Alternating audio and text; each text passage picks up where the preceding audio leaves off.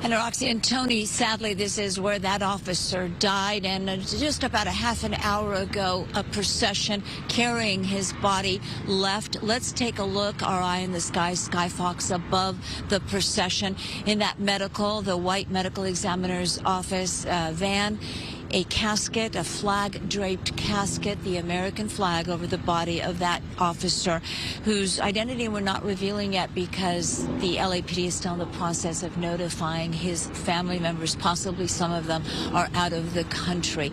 The procession followed by friends and family members of that officer, other LAPD officers, and sheriff deputies, along with LA County firefighters. Now, the shooting happened last night at about 9:20.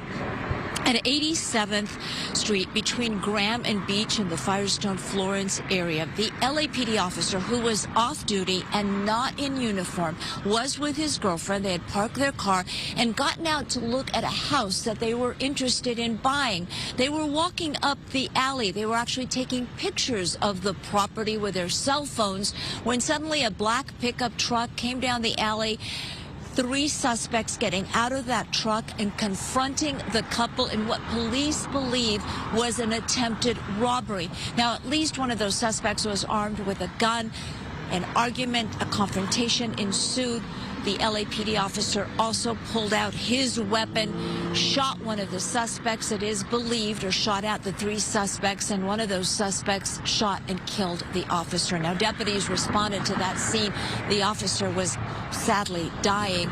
They didn't want to wait for an ambulance, so they loaded him up in their patrol car, rushed him here to St. Francis, again, where sadly he was pronounced dead. Now, at the scene, investigators found not only the LAPD officer's gun, but also a gun that they believe one of the suspects dropped. We do believe that we have an officer-involved shooting here, that our officer exchanged gunfire with at least one of these suspects. We do have our officer's gun, and we have an additional weapon that we believe is responsible for this assault.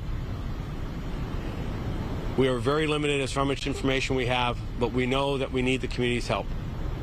And we also have every faith and confidence that we'll identify the person or persons responsible for this terrible attack and this grievous loss. Now, on a side note, just moments after that officer was shot and just a few miles away, deputies responded to another call of a shooting victim down. There they say they found a man in the street. He had been shot. He was taken to the hospital and into surgery, and we're told the deputies are at that hospital, and as soon as he is out of surgery, police want to talk to him. They want to find out if he is possibly one of those 3 suspects that was shot by the officer. So bringing it back here live, again, the officer's name not being publicly released yet. Chief Michael Moore referring only to him as a young officer. We're told he is in his mid-20s. Reporting live at St. Francis in Linwood, I'm Gigi Graciette. Back to you.